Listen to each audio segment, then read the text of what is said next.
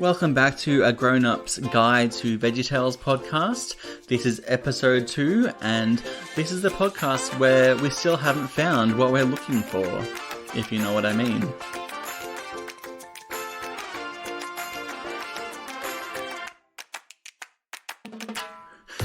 I'm your host, Jonathan, but you can call me JP.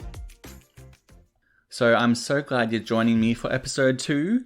If you haven't checked out episode 1 yet, it is on all the platforms where you get your podcasts. And I've had a great time talking about a bit about the history of VeggieTales and Big Idea and the ins and outs, ups and downs of that. So it's really fun, and I had a great time recording my first podcast episode ever. And I've gotten some good feedback from my friends who've listened. So I recommend you go back to if you haven't. And meanwhile, let's talk about a new VeggieTales episode called Larry Boy, The Angry Eyebrows. Now, one thing is, this is an episode made by TBN, which has licensed VeggieTales off Universal Studios, the current owner. And they've been making this show called The VeggieTales Show for the last 2 years, since Christmas 2019. And the interesting thing is, Phil Vischer is back writing some episodes. I don't think he wrote this one. However, this episode, Angry Eyebrows, does have a link back to the Big Idea Productions days, because it is based on the first episode of Larry Boy, The Cartoon Adventures, which was produced from a studio in LA in the early 2000s, when Phil still owned Big Idea Productions, and they were still making these shows back then. And so what happened was, I was on social media a couple months ago, and I saw this short film, and it was a 3D CGI version of the Angry Eyebrows episode, and I thought, wow, like this kind of looks like a fan-made trailer, because I know there are some YouTubers out there who do some animation that looks like VeggieTales, and some of it's good animation, some of it's not quite there. And I thought, kept watching, and then I thought, no, this is too much animation, too expensive looking, and then it turned out it actually is an episode they've made. They did make another Larry Boy episode last year, or earlier this year, about Callie, the cauliflower, who really liked Larry Boy, really liked superheroes, and then she ended up getting embroiled in with Larry Boy when she accidentally stole his Larry-mobile for a while, which was a fun show. Just for context for some people who don't know everything about Larry Boy and the history, Larry Boy as a character was first introduced in Dave and the Giant Pickle in the countertop scenes, which is kind of like the before and after in-between scenes, and he was so popular they made some more episodes. They made Larry Boy and the Fib from Outer Space in 97, Larry Boy and the Rumor Weed, a follow-up, in 1999, which funnily enough, Phil got the feedback that the script was so similar to Larry Boy and the Fib because it was like a big kind of like alien or, monster kind of thing who then follows this journey where they have to kind of defeat them at the end with words. And in the end, I think it worked well, and they were right to make it. A bit later, after the fall of Big Idea Productions, the team made Larry Boy and the Bad Apple, which isn't as good, but the Bad Apple is not my kind of character. She's a bit too suave, and I didn't really like the look, how they had the red and green mixed across the skin. That's just my opinion. Anyway, they later made an Avengers-style superhero team-up with a few of the different characters as superheroes, and that was called The League of Incredible Vegetables, and that actually had a really nice phone app game, which I clocked. I think I got to the end, which is very rare. One of the other games I've actually finished to the end is also a VeggieTales game called Minnesota Cuke and The Search for the Coconut Apes, which was just a really hard last level, because I'm not a gamer, and I spent like an hour or two trying to beat the last level. But it was really fun, and we got 2 great episodes from the Minnesota Cute character, which, as some might know, is the Indiana Jones spoof in the VeggieTales universe. And so the interesting thing about the League of Incredible Vegetables was it wasn't using the superhero characters that are in the 2D adventures, which is not all surprising, but we have had, versions of different characters who are superheroes. But what we've got is like they've got Junior, and then Petunia's Vogue. We've got Escape, which is like Mr. Lunt, who just like he wears a cape with an S on it. And Bob, I think he's got Thingamabob, which is it's really cute how Bob always wanted to be a superhero, and he finally got to be one. As a side note, in the Netflix shows, there were a bunch of Larry Boy episodes, but they never felt like real Larry Boy, partly because of the look of the design, partly because of the tone, because it didn't really feel like a Larry Boy episode with the men's choir and the epicness. So I'm just kind of ignore those when I think about the Larry Boy episodes I've made. So the fourth CG one was last year. The one with Callie and to be honest, the name escapes me and I'm so silly. I think it was called Larry Boy and the Caped Crusader. No, it's Larry Boy and the Cape Coat, something like that. Callie's name is Cape Coat when she kind of tries to be a superhero. It's just early days. I haven't seen it many times. I've just seen it once.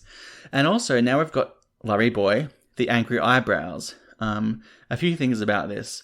Now, the Angry Eyebrows are this device, this thing that the villain, Awful Alvin, sends out to Bubblyburg, this town where Larry Boy is a superhero. Awful Alvin does not want to make the people go along the way they were, because Madame Blueberry wants to make them all happy with this kind of festival, and a leader, kind of an official, who's going to help them be happy. Awful Alvin wants to take that away. He wants them all to be angry, so I think he puts his own eyebrows through a machine, it's kind of hinted at, and they all become these kind of alien-like, angry eyebrows with bushy black hairs and like red eyes, and he sends them out to land on people's foreheads, and it makes them angry, and the longer they have them on, the longer they'll stay angry, and the more angry they get, they stay on tighter and stickier. Anyway, it's an interesting thing. On the topic of eyebrows, they don't look like it, but it made me think of the controversy from about 6 years ago surrounding the new character designs for the Netflix show. So Netflix ended up making 3 seasons of VeggieTales in the House and then 2 seasons of VeggieTales in the City. And they redesigned the characters. Now, this had quite a lot of controversy then, and it's still brought up on social media. So on social media in 2014, in about the middle of the year, VeggieTales on social media put up some kind of hidden pictures with the new character designs. I think they had 6 characters like Jimmy, Bob, Larry, Junior, Madame Blueberry. Anyway, so they ended up having like 2 revealed, and the next time they'd have all 4, then all 6. And they got a lot of reaction because they just didn't look like VeggieTales. I thought they looked really cool at the time. They looked very like vibrant and awake and alert, but they had eyebrows on them. And to a lot of fans, these eyebrows made them look creepy. And also the general faces and colours didn't match the original classic designs. For example, Larry's skin is all mottly and like kind of different speckles of green and grey. And Bob, for the first few episodes, Bob's nose kind of blended into his mouth and lip. So therefore I gave them feedback. I don't know if it was my feedback, but they ended up making it more well lit to kind of make his nose look more clear, I suppose. And one slightly weird thing is that in the promotional material for these 2 Netflix shows, the designs were much different. They kind of looked all more goofy, shiny, all like weird shapes. And then also on the cover of Noah's Ark, which is the only DVD episode to use these new designs, and the last DVD episode ever in the normal series, that they had the kind of flat look, so Bob kind of looked more childish and naive. It's just weird because there's like 3 or 4 versions of these new designs, and the different marketers have done different things, like different designers, so they've kind of been a bit all over the place. A lot of fans, longtime fans, stopped following VeggieTales when it went on Netflix, which actually they stopped making the DVD episodes and went to Netflix. That's very interesting. Because I missed the DVDs, even though they weren't owned by Big Idea anymore. They're still great. A lot of them were good. One thing was they didn't look as friendly, as approachable, and relatable. One thing about the designs of the VeggieTales characters is, originally Phil Vischer modelled the eyes after Daffy Duck's eyes from Looney Tunes. They are basically a 3D version of Daffy Duck's eyes. And something about them, it wasn't intentional, but they really connected with autistic kids. I think part of it was these eyes, the eye-popping, white big eyes with black round pupils. And so I still see on social media related to VeggieTales fans these days, people posting they are autistic and they like VeggieTales. And it's just gone on for these 3 decades almost. They really disconnected some of the fans with VeggieTales, and even though Phil and Mike do the voices for their characters, for most of them, in the Netflix shows, they never quite felt like VeggieTales. Partly because also Laura and Petunia have different voices. Laura's voice sounds totally different, and she feels like a different character, more kiddie and innocent and simple. And Madame Blueberry is British, and yeah, I'll go more onto something about one of the particular characters in the Netflix show in a few minutes, so stay tuned for that. On the topic of segues, I'll also be talking about a really cool thing in this Larry Boy Angry Eyebrows episode, so stay tuned till the end. I think you'll agree. So thinking about this Larry Boy episode, The Angry Eyebrows. It's on yippee.tv in case you want to watch it. It's about $9 US a month, so I think it's worth getting for this kind of episode. When I first saw the trailer and saw fan reaction on the official VeggieTales Facebook fan club group, I honestly thought it would be a shot-for-shot remake. That's just the impression I got. I think it's probably kind of silly and naive that I thought that way, but that's just what happened in my head. In the new episode, they've reworked it, and I think it is really good. The original Angry Eyebrows episode in the early 2000s felt a bit weak in the storyline. It was too kind of rushed and simple. Not simple, kind of like... I can't describe it. It didn't feel like a fully fleshed out episode. They also had a situation where Larry Boy's alter ego Larry was working as the janitor in a Bumbleberg newspaper. Bob was the editor, and Junior was like a junior upstart reporter. They've ditched all that, and they just have Larry Boy as Larry Boy. Basically, I don't think there's much of Larry in it at all as an alter ego, and like Madame Blueberry, the mayor, just knows him as Larry Boy. And one thing I noticed also about the animation in this new episode is it's very expensive compared to the normal VeggieTales show episodes. So the VeggieTales show is the one on Yippee.tv and TBN in America, because TBN licensed VeggieTales from Universal. And normally they're in one building. They're in the theatre in Mr. Nez's theatre, and the adjoining rooms, like, off backstage, basically. And Phil Vischer admitted in his podcast, the Holy Post podcast, that it takes more work and extra money to make a Larry Boy episode because they have to get outside the theatre. And in this one, and I think the Cape Coat one from last year, they don't even mention the theatre. And one interesting thing is Bob the Tomato is not in this one, similar to Larry Boy episodes in the past, except the League of Incredible Vegetables, the Netflix ones, and the 2D ones. Bob isn't in any of the other CG 3D ones. One thing about this animation is, besides it being like a bigger area they're going, like outside and the sky and different parks and stuff in Bumbleberg, they also have simple but effective character designs. For the VeggieTales show, they've gone back to the classic designs, which is epic and awesome. It meets the fans where they're at, and it just feels more like VeggieTales, especially with the voices, with most of the same styles, even if they're not the same actors. These designs are simple. They have updated them a little bit from the old days. Of course, there's been different stages, like the really early ones. In Where's God When I'm Scared, the bodies move differently. They had more kind of like bend and angles and squish and squash and stuff. And they've changed a bit over the years. They've updated these ones. They've updated these ones to look a bit more matte, shiny. They've got a bit of light reflecting off them. They look kind of more smooth and a bit more elastically, a bit of squash and stretch, like the classic Disney animation people talk about. Talking about simple animation designs, it reminds me of something I learned about Saint Nicholas, which was a Christmas VeggieTales show from about 2009, just after DreamWorks bought VeggieTales. Apparently, at the time, one of the producers had told the staff to change the way VeggieTales was in the visual look to make it more simple and maybe streamlined, is my understanding. And they did that with St. Nicholas, and from there on for at least a few years. I understand why they did that.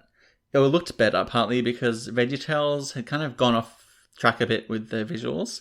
In Sherlock Holmes and the Golden Ruler, and in The Asparagus of La Mancha, they had the characters had weird facial hair, because they're vegetables and they're different shapes than normal human faces and bodies. This facial hair, for example, would go all around Bob's head because that's his face, and angles and corners and stuff, and the weird big mustache that Archibald had in La Mancha. Basically, it made sense that they went from these kind of more complex, scrappy kind of sets and locations in those shows to be a more streamlined, simple design. One thing also to note about this episode is there's 3 or 4 characters which have totally different voice actors than normal. Mr. Nez's voice is the big one that's made headlines in the fan community online. Back to when they started the Netflix shows, DreamWorks had a policy that a character of a certain cultural background could not be voiced by somebody from a different cultural background. So Mr. Nez's voice, Phil originally modelled for Rack Shack and Benny on Oogie Boogie Man's voice from The Nightmare Before Christmas. Now, I'd never seen The Nightmare Before Christmas, partly because it looked a bit spooky, partly because back in the day, you had to watch it on TV or VHS or DVD. You couldn't easily watch it. But I have Disney Plus now, and I finally got around to watching it last month. When the Oogie Boogie Man came on, I remembered what Phil had said about basing Mr. Nez's voice off him, and it just made sense. He sounds very similar. He also goes around the characters in a kind of threatening way, doing kind of threats and doom and gloom, like the bunny song basically in Rack Shack and Benny. But because of that, the character was based off, it kind of sounded a bit African American, which as a kid and a grown up I never realised till this was mentioned on the Holy Post. So in the end, when they made the Netflix shows, they actually didn't recast Mr. Neza at that point. They deleted him. There was no Mr. Neza in the Netflix shows. In his place as an older man character, they had a grumpy character called Ichabeza. And I think he's kind of a replacement, especially if you think that the Z in Ichabeza sounds like Mr. Neza. As a side note, trivia question, do you know what Mr. Neza is and where it derives from? And the answer is Nebuchadnezzar, the king in the Bible who is the equivalent character in the story of Shadrach, Meshach, and Abednego. By the way, there's a place in my state in Australia called Bendigo, so people here often say Abendigo instead of Abednego. It is hard to say. Anyway, that's an aside. I think it's funny. So one thing also is, now in the VeggieTales show from the past 2 years, they have brought Mr. Neza back but recast him with a man called David Mann. And that's good. However, it's a bit inconsistent because Phil and Mike still voice the French peas, and Phil still voices Mr. Lunt. So there you go. Those kind of different cultural backgrounds are not as changed. And that's just a point. I don't want to go into political things. I just want to mention that I think it's an inconsistency, which I think also Phil's mentioned on the podcast. Not sure. Scooter is Scottish in this one, but he doesn't sound with the same kind of crazed, exaggerated Scottish that Jim Poole did in most of the shows. And to be fair, I saw Jim Poole on a video podcast recently, and he is not Scottish. He actually surprised me because he didn't seem like a VeggieTales cast member at all. He was promoting some kind of horror movie he was in because they wanted him to play a pastor in the horror movie, and he had experience being a pastor. So there you go. You can find that if you Google Jim Poole on YouTube.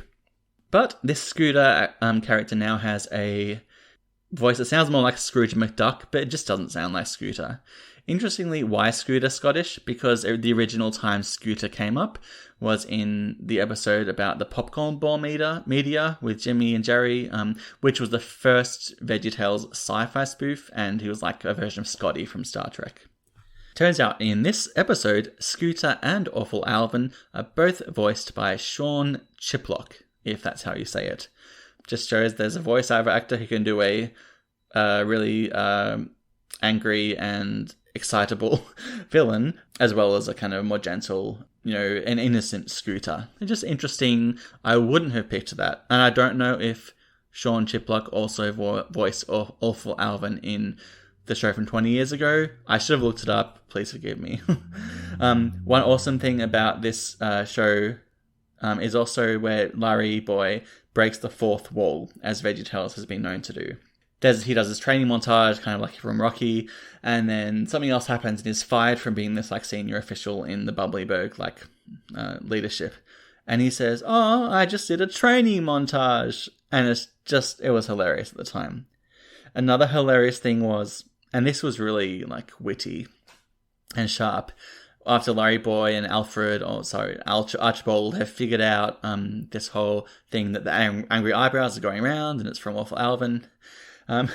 Larry Boy goes on a stage in the town centre in Bumbleberg and says, "We're being manipulated and it's going to destroy our town." And I thought, that's the way to move the plot along. Just tell it like it is, Larry Boy. I just found it really funny. I think it's meant to be, but I don't know if we'll make everyone laugh. Maybe not little kids, but for me, it tickled my sense of humour. One good thing about the show is it's heavy on the biblical content, not in a heavy-handed way like preachy, but there's a decent amount of biblical content. So instead of QWERTY giving us a verse or Bob and Larry reading out one at the end, partway through the episode, Archibald quotes some verses from Ephesians in the New Testament in the Bible about forgiving each other and not being angry and being compassionate with each other. And he just quotes these two Bible verses and just says them over 30 seconds or whatever, 45 seconds maybe. And then he kind of makes up a shortening or a rhyme version, which is just the way the characters and maybe kids at home can more easily understand it. To be honest, I'm more familiar with the Bible verse, even though I don't know it verbatim. It was in our toilet on the opposite wall at one stage, so I saw it lots. I put it there when I was putting Bible verses around the house a bit in our old house. But yeah, that's that kind of, and also it's interesting that summation of the Bible verse was used by all the characters in Bumbleberg to defeat the angry eyebrows. Spoilers, but it's kind of predictable, sorry. And the episode's kind of been around for almost 20 years. There we go. That's my justification. This was so interesting. So basically the veggies talk about this Bible verse and then these kind words, and they're encouraging each other and building each other up, and these kind of words let the angry eyebrows leave their eyebrows, leave their foreheads. And it just was interesting. When I was recording the first draft of this episode, it made me realize kind words and the power of words have been the theme of most Larry Boy episodes. It was lies and the truth in Larry Boy and the Fib from Outer Space. It was rumors and kindness and truth in a way in Larry Boy and the Rumor Weed. Basically, in the end, what I'll say is, in this one also, you've got kind words being kind of the emphasis of and the kind words fix things in these episodes. And I know in real life you can't just solve all problems with kind words, but it is helpful and it's a way of showing love, and God wants us to show Christian love to people and kindness, as we know. And also it makes me just realize that thankfulness and kind words are so important to have a practice of in your life. Two last things about this and this Larry Boy, the Angry Eyebrows episode. The yellow button is mentioned. For some of you, that has made you have memories of 1997, since then, with Larry Boy and the Fib from Outer Space. Archibald says the yellow button 4 times. No, it's not. It's he's red, blue. The yellow button, I see. Yep, I forgot exactly how many times.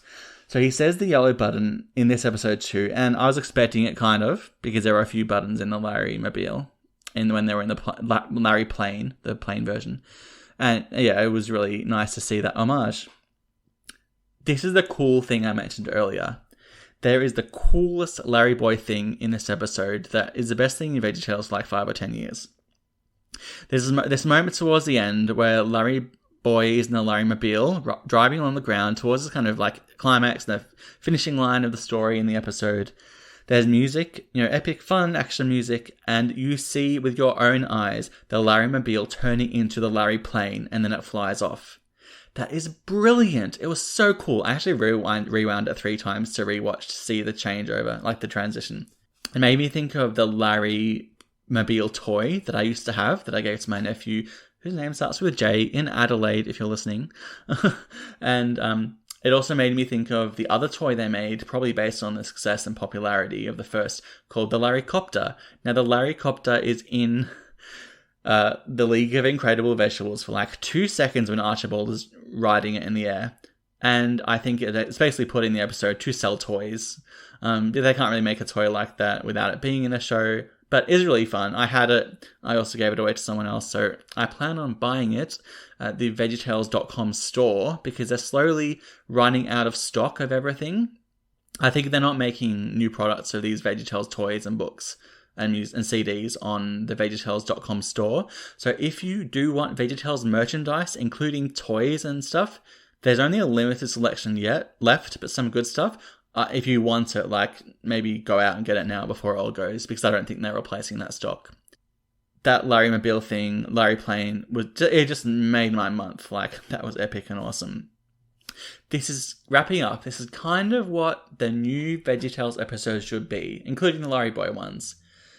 Paying homage to the originals, keeping the classic designs, being really well written and clever and funny, and just, good animation storytelling. That's what we want. We don't kind of want half-hearted things. Towards the Night Before Easter, they've said in the audio commentary, is kind of based on the story of The Star of Christmas from 2002. And I didn't really tell, but it makes sense when you think about it. But they're just lackluster involved. In this one, it's a bit different. It's based on a 2D animation episode. And they've just done a lot of work, put a lot of work into it. So I commend them. If any of those writers or people who worked on this episode are listening, good on you, and I hope you continue working on VeggieTales for the foreseeable future. Thank you for listening today. Before I go, I just want to mention a few things. I want to make 2 corrections to episode 1 for what I said. So I realized that in the spur of the moment, I missaid some things. So first of all, I mentioned a short promo that Phil created to shop VeggieTales around in the early 90s, before the first episode was made. I said it was about 10 or 20 seconds. I was wrong. It was 1 minute and 37 seconds. If you want to take a look, search for VeggieTales Take 38 on YouTube and you'll find it there. It's a fun little one. Actually, it's weird because Larry's voice actually sounds more like Jerry Gord. There you go. Secondly, when I was talking about Universal firing Phil and Lisa recently, I erroneously said that Mike hadn't worked on VeggieTales for a while. I need to clarify, he has done the voices for the Netflix shows and the TBN shows, but he hasn't done any writing or directing in about 4 years, and that's what I kind of meant. Finally, when I said I wasn't sure if the Jonah budget was $7 million or $9 million, I have just checked Me, Myself and Bob, and it was $7 million US. I should clarify, the $7 million was the proposed budget, but when the movie went over budget, the actual budget for Jonah ended up being $14 million. And on a side note, the film ended up grossing $25.6 million. Since the studio only gets about half of the box office, it was not profitable for Big Idea, hence the financial troubles I mentioned. And that brings us to the end of episode 2. You can contact me with feedback and suggestions at vtfanpodcast@gmail.com. That's V for veggies, T for tango, fanpodcast@gmail.com. And on the socials, my Facebook handle is at VeggieTales Podcast, and my Twitter handle is at veggies_podcast. So I'd love to hear from you. Send me an email, hit me up on social media, and I'd love to see you next time. You've been listening to A Grown-Up's Guide to VeggieTales, the podcast where we talk about all things VeggieTales, including our fond memories of Aunt Ruth. As Bob and Larry would say, God made you special, and he loves you very much. Goodbye! We're being manipulated activated and it's going to destroy our town.